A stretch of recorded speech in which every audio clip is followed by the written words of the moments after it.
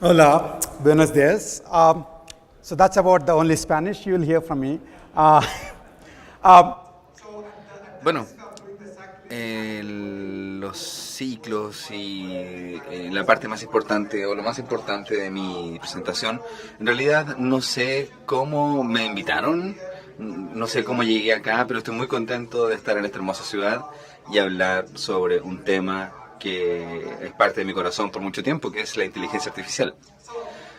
Bueno, he trabajado en esta área gran parte de mi vida, yo creo que hace 35 años. De hecho, esta es mi tesis de pregrado de 1983 y de hecho aquí tenía que hacer mis propios esquemas a mano.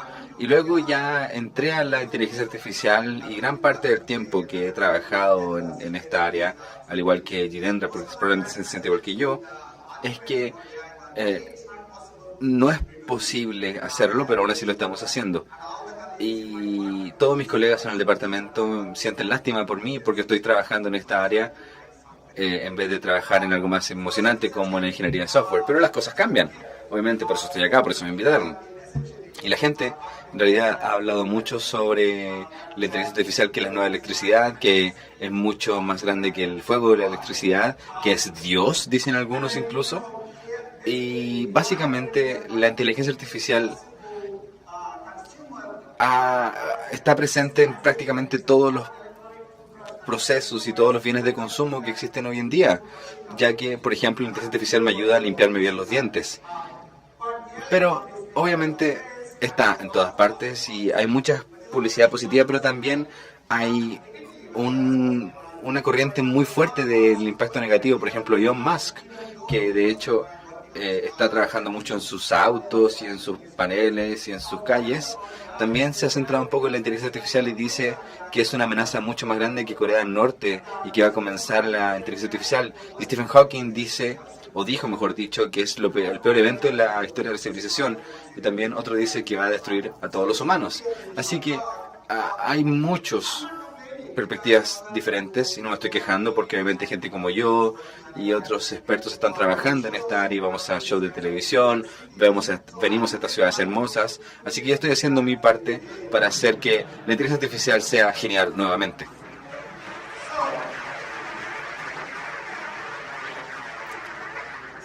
Así que ya pongámonos serios, tengo un programa para hoy y el programa más que nada es hablarles un poco sobre qué pasó. ¿Por qué es que COPEC de pronto decidió no hacer un seminario sobre biología o física, sino que hacerlo sobre inteligencia artificial? ¿Y por qué todos estamos hablando al respecto? Y quiero que revisemos las perspectivas que existen para que nos dé alguna razón respecto a por qué esto comenzó. Y como vimos en la primera sesión, la sensación es que esto comenzó en 1956 y en realidad así le vamos a dar una idea de por qué comenzó y cómo esto fue avanzando en el tiempo. Y la pregunta es, ¿terminamos? ¿Ya estamos listos? Y hay un umbral muy claro respecto a cómo esto está avanzando, a cómo estamos viendo la inteligencia humana y particularmente en este punto hablaré también sobre cómo me siento respecto a esto, que es por ejemplo, cómo hacemos que los sistemas de inteligencia artificial trabajen con los humanos, cómo lo vamos a desarrollar. Así que no tiene ningún sentido en mi parte tener una tecnología que de hecho nos saque del panorama. Así que la idea es trabajar esto y la manera de hacerla es que es mucho más difícil que solamente hacer que las máquinas trabajen en martes, que cosa que ya podemos hacer. Y finalmente diré algunas cosas respecto a cuáles son las ideas a la hora de gestionar los riesgos y lo bueno que tiene la tecnología de inteligencia artificial actual. Así que eso es lo que voy a mencionar en esta presentación. Ahora, si hacemos clases introductorias sobre inteligencia artificial, esto es lo principal. Tenemos estos elementos y les enseñamos cómo tienen que escribir programas, cómo hacer comportamientos y cómo se realiza la inteligencia. Así que junto con el comportamiento técnico, el conocimiento técnico, pero debido a la audiencia que tenemos acá, voy a seguir un camino un poco diferente y esto es mucho más útil para que ustedes se hagan una idea de qué es la inteligencia artificial. Así que comenzaremos con este niño. ¿Cierto? Los niños que todos tenemos, algunos han tenido hijos, así que cuando el niño llega a este mundo, comienzan a tener una inteligencia de percepción y de manipulación. Por ejemplo, cuando dicen mami y papá, sino que también intentamos, obviamente, hacer que todo funcione bien para ellos, y luego comienza la inteligencia emocional, llorar en el momento adecuado, reír en el momento adecuado.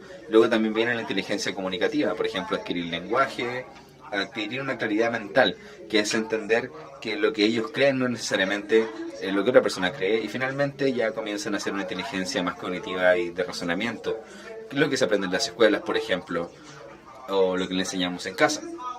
Así que así es como hasta cierto punto funciona la inteligencia humana. Ya hablaron al respecto y esta es la interacción que existe. Ahora, quiero que también demos un paso atrás y veamos cómo fue progresando la inteligencia artificial. La última vez, un colega que vino a dar esta charla, vino en los 80, por ejemplo. Desafortunadamente yo era solamente un estudiante y nadie me llamó en esa época, pero hablaba específicamente de los sistemas basados en reglas para hacer negocios, que son sistemas de razonamiento que se utilizaron para decir cuáles son las reglas, cuáles son los procedimientos que distintas compañías pueden utilizar en distintas operaciones, y así se utilizó la inteligencia artificial para automatizar todos estos procesos. Y luego en los 90s se comenzó a hablar mucho sobre Dimitrov Kasparov, que es un campeón de ajedrez, que estaba hablando sobre los sistemas de racionamiento. Y solamente en los años 2000 comenzó, ya en 2012 de hecho, comenzó a haber un progreso mucho más rápido respecto a la percepción, la manipulación y sus tipos de inteligencia. Ya hablamos al respecto también. Así que si revisamos esto y revisamos mi diapositiva anterior, nos vamos a dar cuenta que los bebés parecen mostrar inteligencia de esta forma, y los sistemas de inteligencia artificial van al revés, van hacia arriba.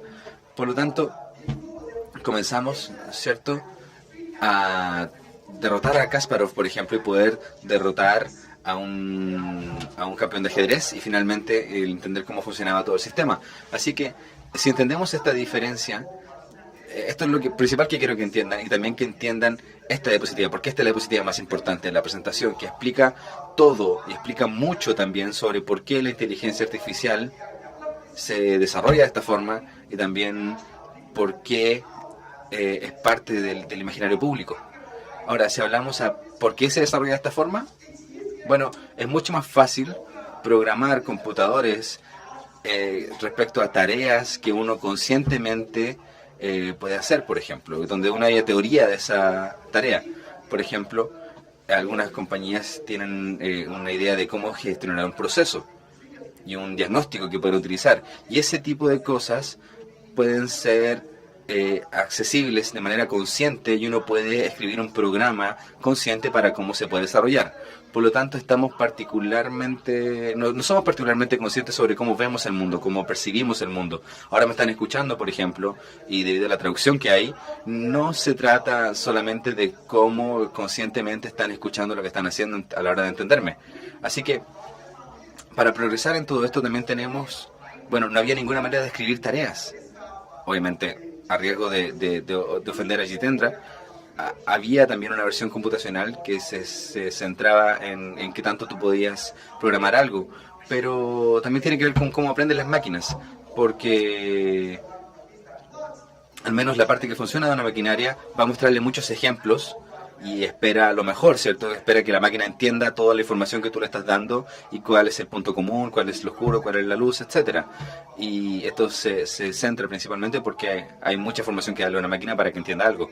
¿Y por qué es parte del imaginario público? Bueno,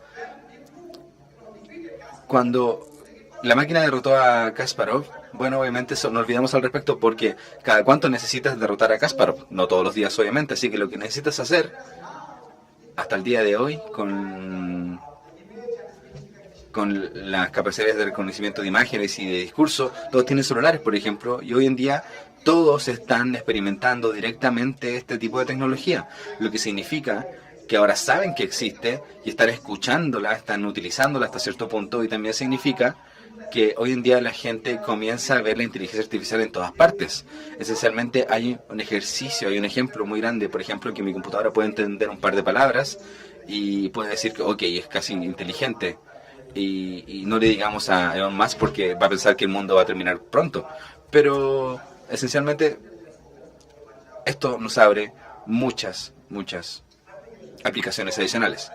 Así que especialmente Jitendra hizo un muy buen trabajo anteriormente, porque estábamos también revisando sobre cómo estuviera progresando y se dio cuenta y averiguó que el Deep Learning se centra está detrás de gran parte de los descubrimientos de la inteligencia perceptual o de percepción.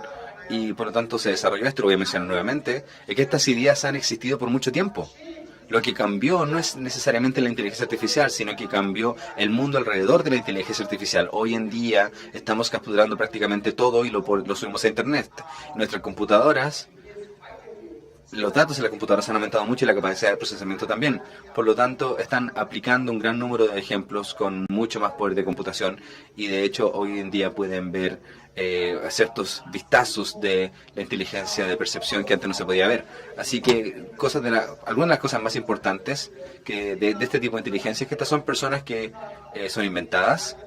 Probablemente la inteligencia artificial puede imaginarse actrices de Hollywood y no existen, pero se ven personas como que hubiesen visto en una película o en CNN y son inventadas. Y de hecho hoy en día la inteligencia artificial puede clonar a las personas en ese sentido, y de este modo también puede mejorar las capacidades de lenguaje hasta distintos niveles de discurso, porque obviamente el lenguaje es complejo hasta cierto punto, y por lo tanto gran parte del trabajo que se ha hecho en Google, por ejemplo, han hecho un trabajo muy importante y muy que tiene que ver con cómo se completan las oraciones, este predictor.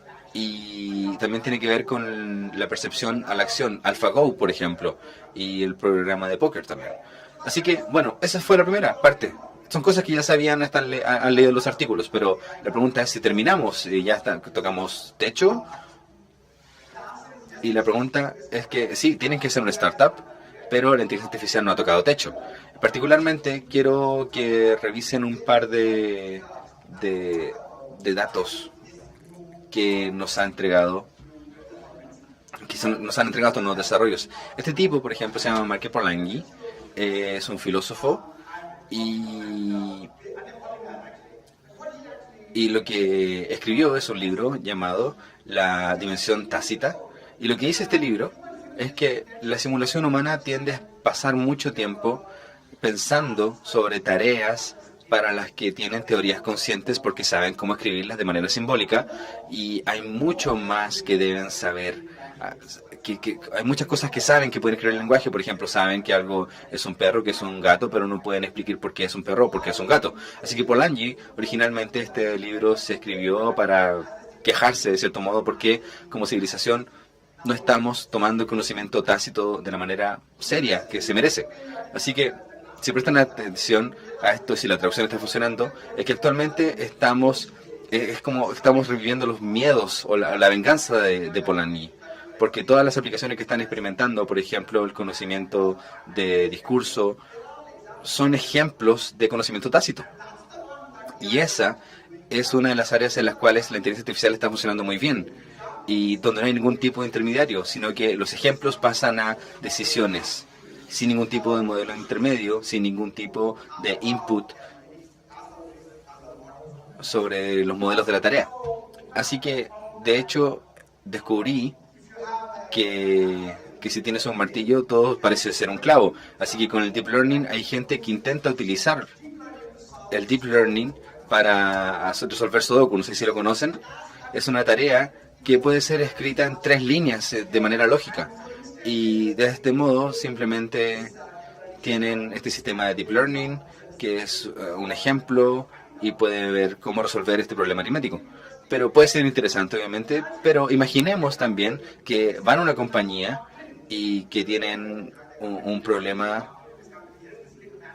Aquí hay un manual, ¿cierto?, que tienen que leer, y ustedes simplemente van a decir, no me muestres el manual, yo quiero aprenderlo de otra manera, quiero poder verte durante mucho tiempo y averiguar qué es lo que están haciendo realmente. Así que esto obviamente parece ser no muy eficiente desde este punto de vista para hacer muchas tareas que tenemos que hacer y para escribirlas en este punto, dado todas las complejidades que tenemos. Así que es algo que queremos mantener en nuestras mentes y tener en consideración. Así que tenemos también conocimiento tácito y explícito. Los otros sistemas que existen hoy en día, como mencionamos anteriormente, es que tenemos la combinación de ambos sistemas para darnos lo que queremos. Y la simulación humana se centra mucho sobre los sistemas, nuestro conocimiento codificado sobre cómo hacemos distintas tareas. Y no queremos perder esto en el contexto de todo tiene que comenzar desde cero. Así que algo que tenemos que considerar. Así que hay un rezo, una oración en el cristianismo. Así que yo también hice una oración para los robots. Y esta es un robot rezándole a los humanos. Dice: humanos, dame la serenidad para aceptar las cosas que no puedo aprender, para poder tomar el conocimiento de ti, y dame los datos para aprender las cosas que puedo y la sabiduría para conocer la diferencia. Y esto termina siendo algo muy importante en términos de hacer progresos o de ir progresando en la inteligencia artificial. Así que recuerden eso. Un ejemplo de todo esto es que la Fundación Copec al principio, ¿cierto?, hizo mucho dinero en la minería. Y aquí tenemos otra compañía llamada Chin, también está trabajando en la minería y utiliza la inteligencia artificial. Y originalmente lo que están haciendo es trabajar en esta área, y ahora, como decía anteriormente, están trabajando con esta tecnología porque esencialmente necesitan combinarla con la tecnología existente a la hora de hacer distintas perforaciones. Y si saben cómo funciona este sistema, tienden a perder el interés y decir: oh, ya sé que estas son las reglas que están siguiendo, así que no es inteligente.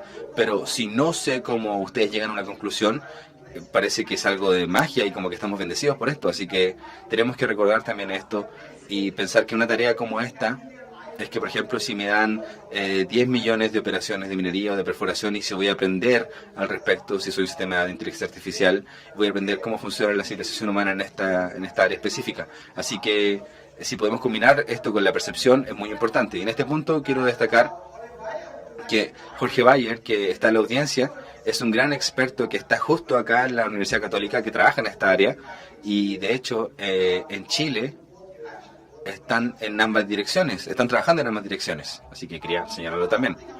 Otra cosa que quiero mencionar a la hora de centrarnos en el conocimiento tácito es que seguimos escuchando sobre esta tecnología, es que la inteligencia artificial no es interpretable, porque va a ser algo, cosas que no puedo entender. Pero uno dice esto de los programas tampoco se pueden interpretar si no lo estás programando en el lenguaje específico. Pero ¿a qué nos referimos con esto? Es que nos referimos a que no son programas que alguien escribió, son programas que la máquina aprende. Esencialmente estamos hablando de miles de millones de parámetros en una red que se optimizó basado específicamente... Oh. ¿Hice algo? Lo siento.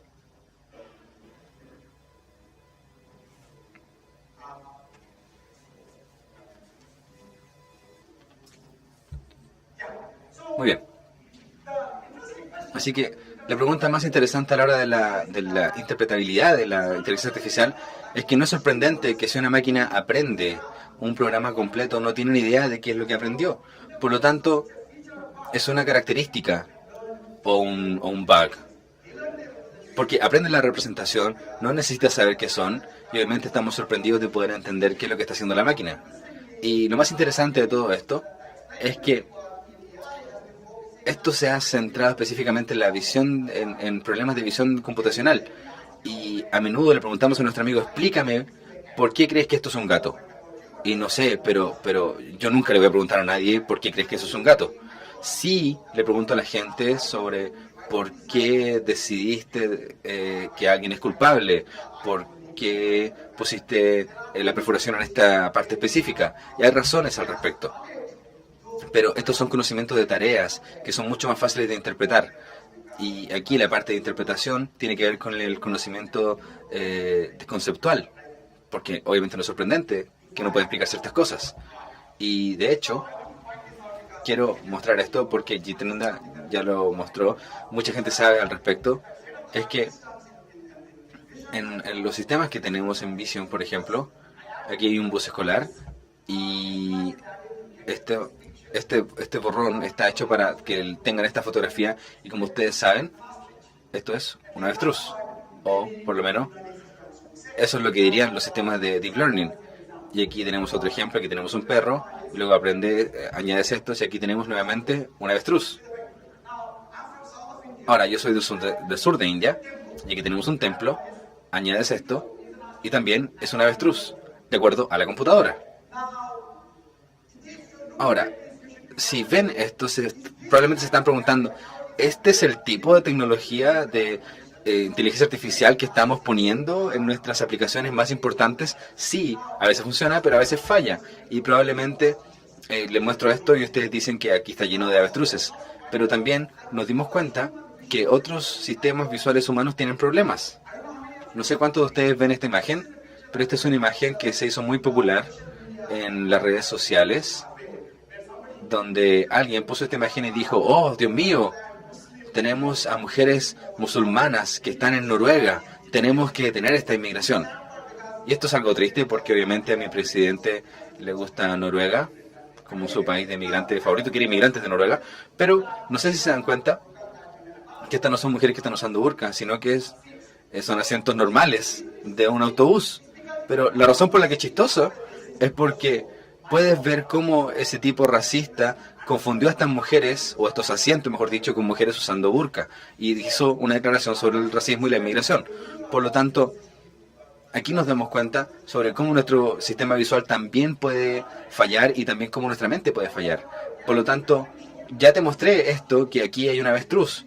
¿Aún ves la avestruz? No, no la vemos. Esto es porque tus sentimientos y tus sensaciones son muy diferentes a la manera en la que se sienten los sistemas de Deep Learning, y eso es algo que tenemos que considerar.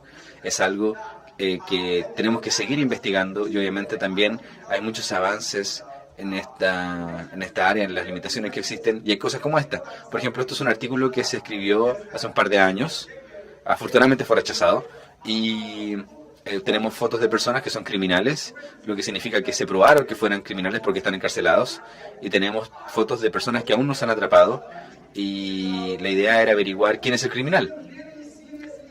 Esto realmente va a mejorar el sistema de justicia penal, y de hecho hay un 93% de precisión.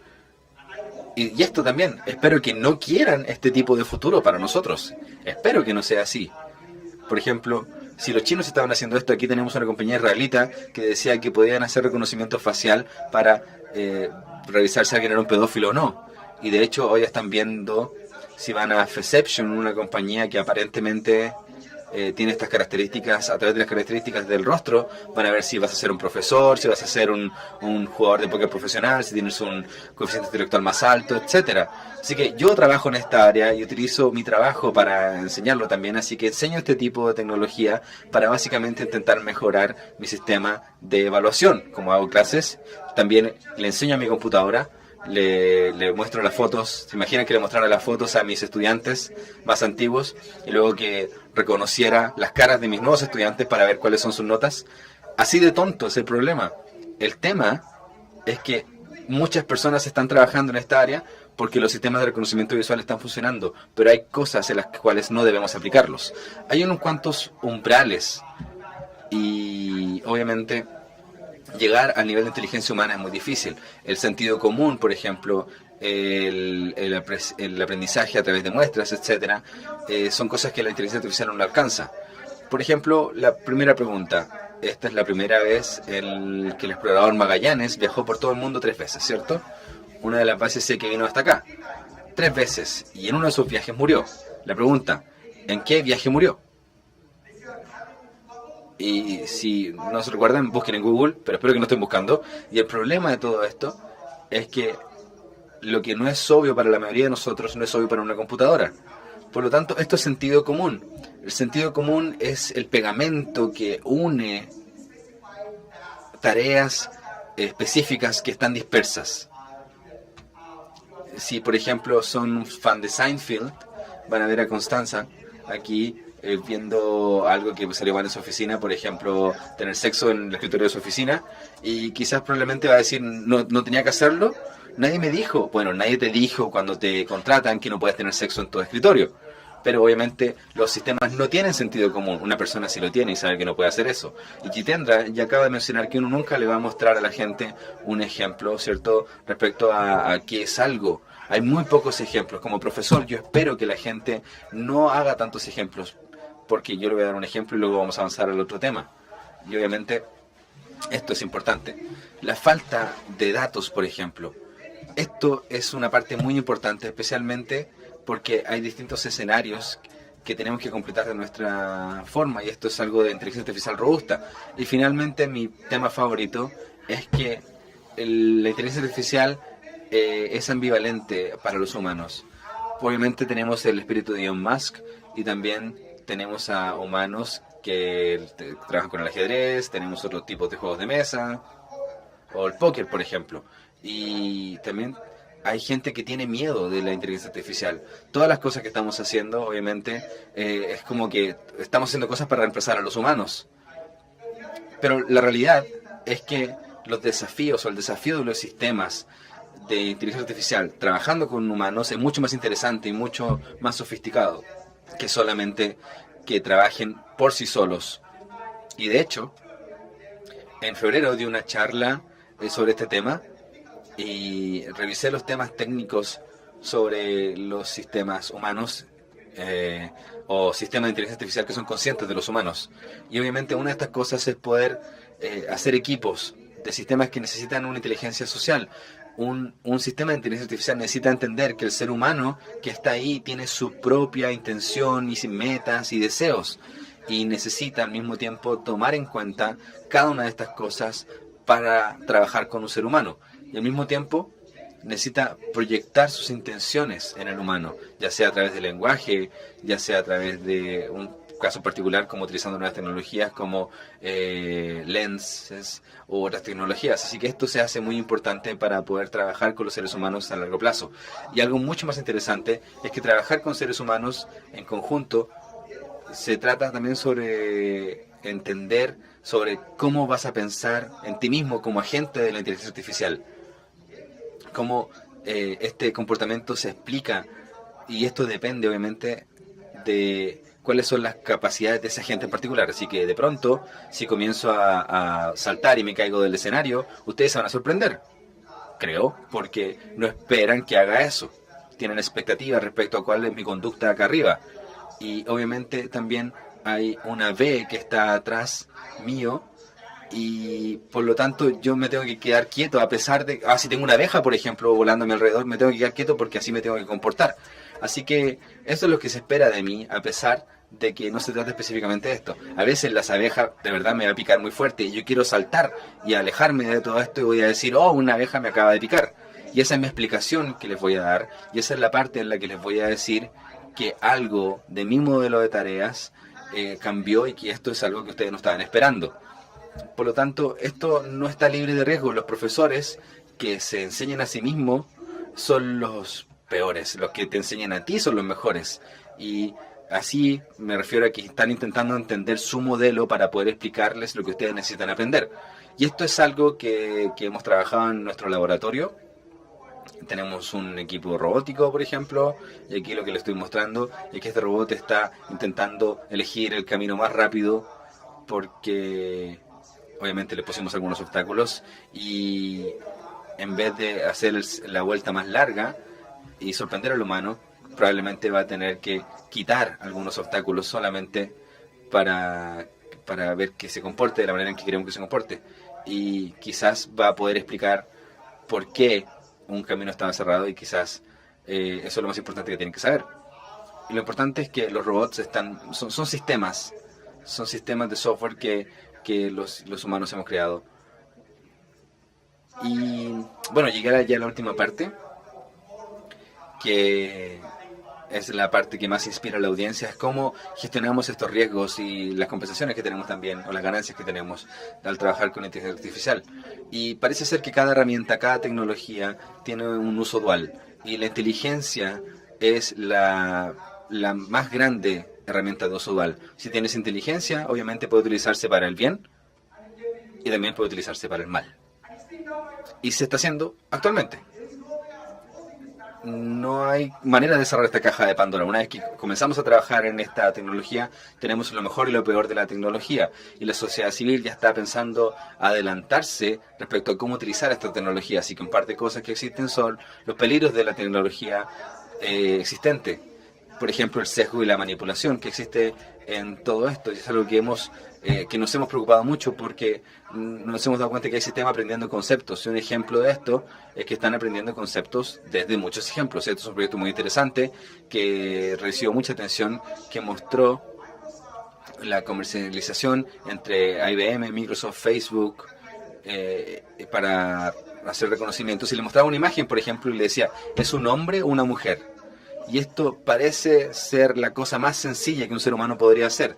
Y se dieron cuenta de que la tasa de éxito es mucho más alta para hombres. Para el resto es mal. Específicamente si eres de África, por ejemplo, un hombre va a ser visto como mujer o algo va a pasar y espero que ninguna haya sido vista como alguna cebra. Pero obviamente mezcla todo lo demás cuando no es un hombre blanco. Y cuando... No significa que estas compañías tengan un sesgo. Significa que están hablando de los datos y la cantidad de datos que hay disponibles.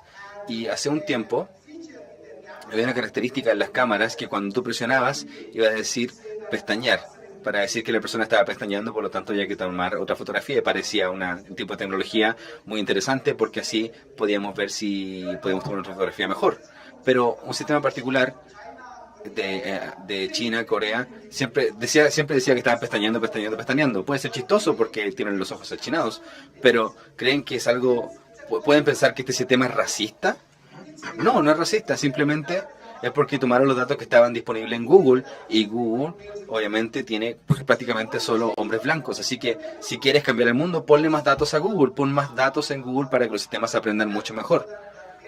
Por lo tanto, el conjunto de datos que está disponible van a ser mucho más representativos. De hecho, yo he ido a estas reuniones y algo muy importante es darle un mensaje a los gobiernos que si eres chileno, asegúrate de que haya mucha representación de chilenos, de datos chilenos en el Big Data.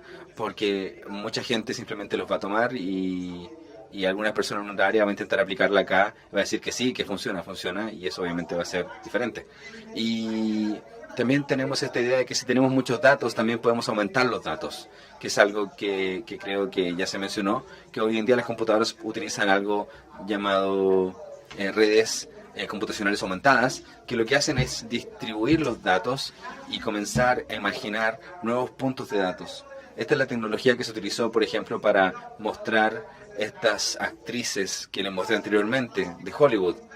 Y mis estudiantes hace un tiempo se preguntaron si le enseñas a un sistema con los datos de los ingenieros solamente, o sea, le dices a Google, muéstrame ingenieros, y con esos datos vas a capacitar a gente, y estos son los ingenieros que se imaginan.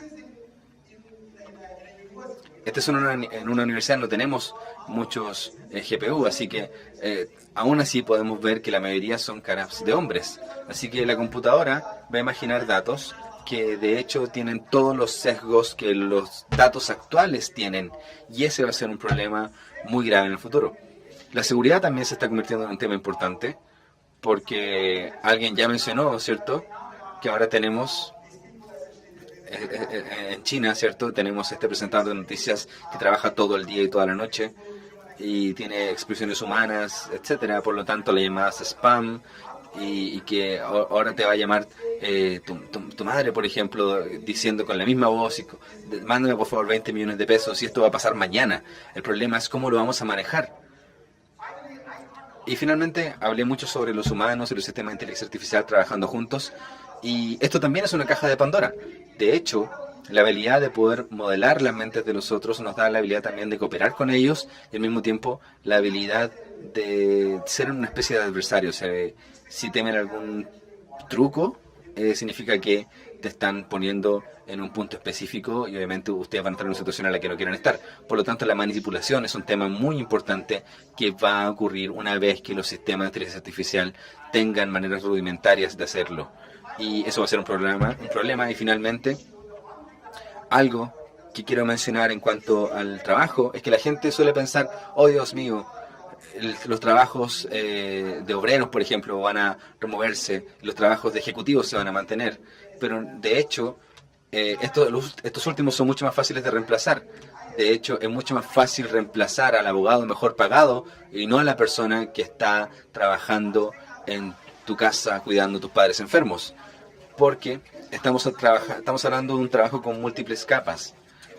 Quizás va a cambiar el sistema de valores, quizás a ellos hay que pagarles más, quizás los doctores y los radiólogos simplemente son más reemplazables. Quizás dice, mamás, por favor no dejen que tus hijos crezcan para ser radiólogos porque ese trabajo se va a perder muy pronto. Y de hecho, hay distintos tipos de trabajos que van a durar más que otros.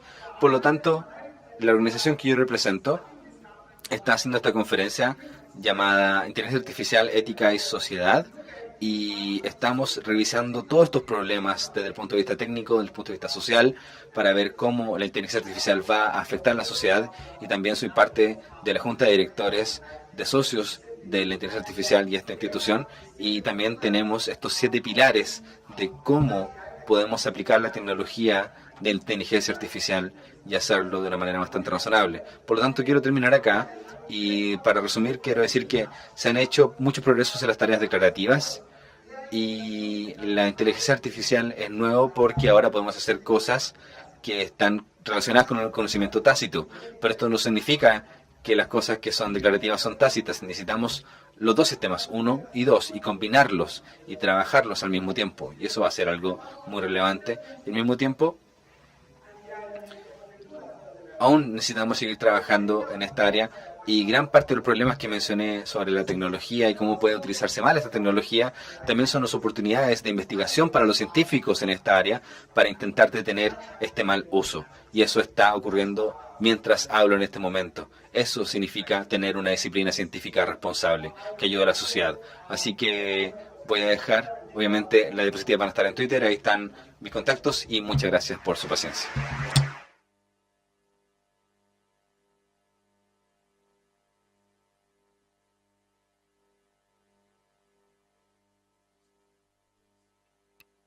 Preguntas de la audiencia. Primero, ¿cómo el contenido de los computadores pueden afectar el desarrollo, cómo los computadores quantum pueden afectar el desarrollo de la inteligencia artificial? Y segundo, para este desarrollo, ¿cuál es la importancia de la colaboración de las personas, gobiernos y otras instituciones?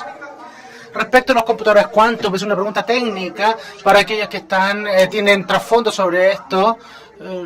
Algunos gente del mundo informático, incluso algunos no conocen estos computadores. Se hace todo de manera exponencial y en tiempos polinómicos. Esencialmente, eso debido a un problema, muy pequeños problemas, que no son MP completos, es lo que esencialmente pueden resolver este tipo de computadores en tiempos reales. Esto crea algunos problemas de red porque la criptografía es varias y tiene que cómo se va a ver afectada el resto de la tecnología de inteligencia artificial no es de hecho cómo la gente en el mundo de la criptografía funciona. Eso es una gran preocupación en términos de la gente, la sociedad y los gobiernos trabajando en conjunto. Esto es algo extremadamente importante y estoy muy feliz de venir aquí. Incluso en Estados Unidos es exactamente el tipo de diálogo que debemos estar apoyando. Los gobiernos deberían estar pensando en las políticas y de dónde se deberían desarrollar las tecnologías de inteligencia artificial. Y puedo ver compañías que están haciendo algo que no va a suceder. Esto no es una forma razonable de hacer una política. Y por esto que estoy diciendo, esta Asociación para la Inteligencia Artificial, la IEEE, que es una sociedad científica, tiene esta otra conferencia en la inteligencia artificial y su impacto en la sociedad, que eso es lo que hay que considerar. Muchas gracias.